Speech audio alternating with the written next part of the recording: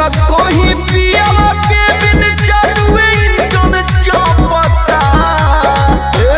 नया नया ड्राइवर हरना में धई धई दाबता।